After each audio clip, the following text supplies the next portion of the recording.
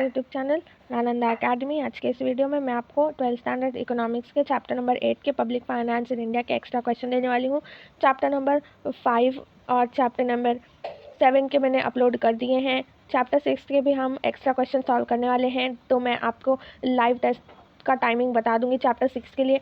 अभी मैं आपको चैप्टर 8 के एक्स्ट्रा क्वेश्चन देने वाली हूँ, तो आपको अपने नोटबुक और पेंसिल और पेन लेकर बैठ जाना है और ये वीडियो तभी देखनी है जब आपका एकदम माइंड फ्रेश होगा और चैप्टर 8 आपने स्टडी किया है, ताकि आपकी जो है प्रिपरेशन हो सके। ठीक है, आपने कितना चैप्टर 8 स्टडी किया है ये आपको मालूम नहीं है जब तक आपने टेस्ट नहीं दिया है। ठीक है, आप जब तक कोई भी टेस्ट का अटेम्प्ट नहीं करते हैं, आप कभी भी कोई आंसर नहीं लिख कर देखते हैं, तब तक आपकी प्रिपरेशन अधूरी होती है। ठीक है, हाफ होती है, वो हाफ पार्ट आपने डन किया होता है जब आपने चैप्टर रीड किया है, वीडियो देखी है, एक्सप्लेनेशन सुना है। लेकिन अब आपका हाफ जो है रिमेनिंग पार्ट ऑफ स्टडी, ये जो है चैप्टर्स के क्वेश्चंस को अटेम्प्ट करना, एक्स्ट्रा क्वेश्चन को सॉल्व करना, आंसर्स को लिख कर देखना, ये हाफ पार्ट होता है। ठीक है, तो आप सबको ये जो है इम्पॉर्टेंट मैं आपको एक्स्ट्रा क्वेश्चंस देने वाली हूँ, तो आप इससे अपने चैप्टर की पूरी अच्छे से प्रिपेयर कर सकते हो। ठीक है, और ये ऑब्जेक्टिव क्वेश्चन नंबर 1 आपको स्क्रीन पर दिख रहा है। क्वेश्चन नंबर 1 है, dash type of tax imposed on individuals income property wealth etcetera.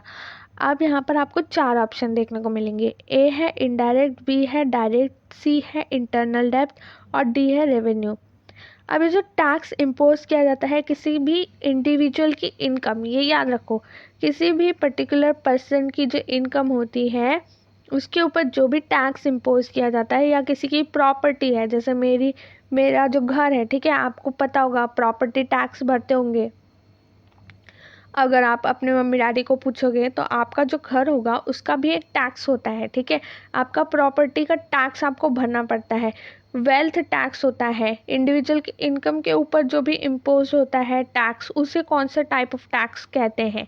ठीक है, तो आपका आंसर आपको खुद लिखना है अपनी नोटबुक में, वीडियो पॉज करना है और उसको मैच करना है। ठीक है, तो यहाँ पर आपको जो है आंसर है बी वाला ऑप्शन राइट है, डायरेक्ट टाइप ऑफ टैक्स। ठीक है, डायरेक्ट टाइप ऑफ टैक्स जो होता है वो इंडिविजुअल के इनकम प्रॉपर्टी वेल्थ के ऊपर जो है इम्पोज किया जाता है, डायरेक्ट टैक्स। ठीक है, ये डायरेक्ट टैक्स फर्स्ट आंसर हो गया।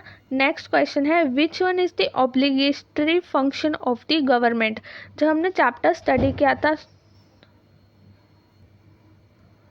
तो जब हमने चैप्टर स्टार्टिंग में स्टडी किया था, जब आपने पार्ट 1 वीडियो देखा होगा, तो उसके अंदर मैंने आपको बताया है कि गवर्नमेंट के फंक्शंस होते हैं। एक होता है ऑब्लिगेटरी फंक्शन और दूसरा होता है ऑप्शनल फंक्शन। अब आपको याद ये करना है कि ये जो चारों ऑप्शन आपको दिख रहे हैं, इन चारों ऑप्शन में से कौन सा ऑब्लिगेटरी फंक्शन है गवर्नमेंट का। ठीक है, ऑब्लिगेटरी, ये याद रखो, ऑब्लिगेटरी फंक्शन गवर्नमेंट के कौन से, इसमें से आपको एक चूज़ करना है। क्या वो हेल्थ सर्विसेज है, पेंशंस है, प्रोविज़न ऑफ एजुकेशन है, या फिर maintaining internal laws and orders है। ठीक है, तो आपका जो करेक्ट आंसर होगा वो डी वाला ऑप्शन होगा, maintaining internal laws and order. ठीक है, maintaining internal laws and order ये ऑब्लिगेटरी फंक्शन है गवर्नमेंट का। गवर्नमेंट को ये जो फंक्शन है वो करना ही है, ऑब्लिगेटरी फंक्शन है। ठीक है, जो इंटरनल लॉ एंड ऑर्डर है उसको मेंटेन करना ही है गवर्नमेंट को। नेक्स्ट जो क्वेश्चन है third one, non tax sources of revenue. Non tax sources of revenue कौन से हैं? क्या वो इनकम टैक्स है, GST, special levees, wealth tax.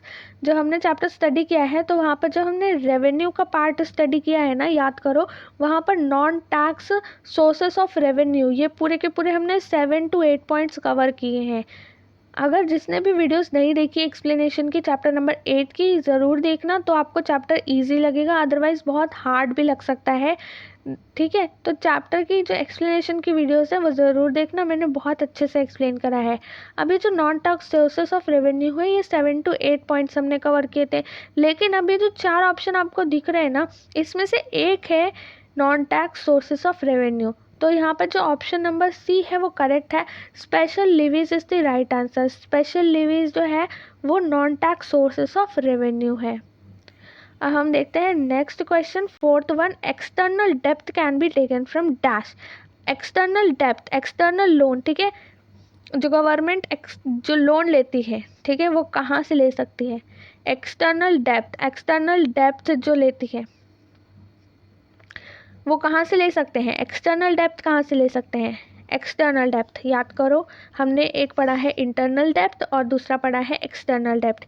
Inter study के हैं, दो टाइप के डेप्थ हमने स्टडी किए हैं, एक है इंटरनल डेप्थ और दूसरा है एक्सटर्नल डेप्थ। इंटरनल डेप्थ जो विद इन कंट्री होता है और एक्सटर्नल डेप्थ जो आउटसाइड कंट्री होता है, ठीक है, मीन्स कंट्री के बाहर से लोन लिया जा रहा है तब हम उसे एक्सटर्नल डेप्थ बोलेंगे, ठीक है। जो गवर्नमेंट है जब बाहर से लोन लेगी, ठीक है, आउटसाइड द कंट्री जब वो लोन लेगी, डेप्थ लेगी, तो वो एक्सटर्नल डेप्थ है।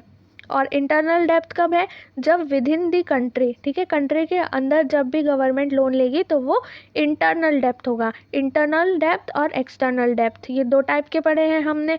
अब यहाँ पर ऑप्शन में आपको दिख रहा है कि external depth can be taken from dash, कहाँ से लिया जा सकता है, तो इंटरनेशनल मॉनेटरी फंड IMF से लिया जा सकता है। ए वाला जो ऑप्शन है वो करेक्ट है, इंटरनेशनल, ठीक है, यहाँ पर ए और एल भी आएगा, थोड़ी सी टाइपिंग मिस्टेक है, इंटरनेशनल मॉनेटरी फंड, ठीक है, international monetary fund is the right answer.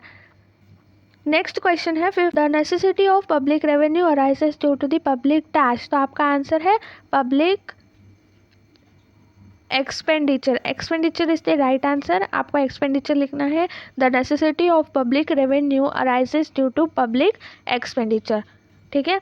Next question है 6th one, when a government borrows loan और money from within the country it is known as dash.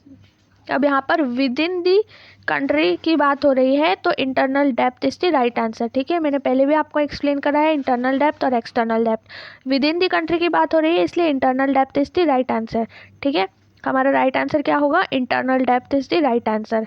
Next question है 7th one, the word budget is derive from dash word बगटी। अब इसका right answer आप comment section में लिखेंगे और मैं नेक्स्ट वीडियो में इस क्वेश्चन का राइट आंसर आपको बता दूंगी। तो आपका क्या काम है, आपको लिखना है कमेंट सेक्शन में इसका राइट आंसर। नेक्स्ट क्वेश्चन हम देख लेते हैं 8th one, who propounded the 4 cannons of taxation, Adam Smith या फिर अल्फ्रेड मार्शल, तो यहाँ पर आपका आंसर है Adam Smith, Adam Smith is the right answer.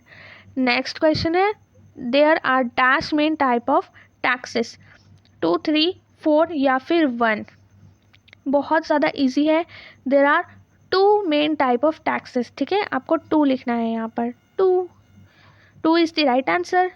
Next question है 10th वन, अब ये जो 10th क्वेश्चन है आप अच्छे से रीड करिए, trends shown by public expenditure of any government shows following trends, इसका राइट, तो इसमें जो आपको 4 ऑप्शन दिख रहे हैं, चारों ऑप्शन में से आपको सिलेक्ट करना है कि राइट वाला आंसर कौन सा है और नीचे कमेंट सेक्शन में लिखकर बताना है आपका आंसर। हम नेक्स्ट वीडियो में इस क्वेश्चन का आंसर डिस्कस करेंगे और मिलते हैं नेक्स्ट वीडियो में। तब तक आप how to score 90+ marks economics की वीडियो देख लेना और हम मिलेंगे नेक्स्ट वीडियो में। Thank you so much for watching.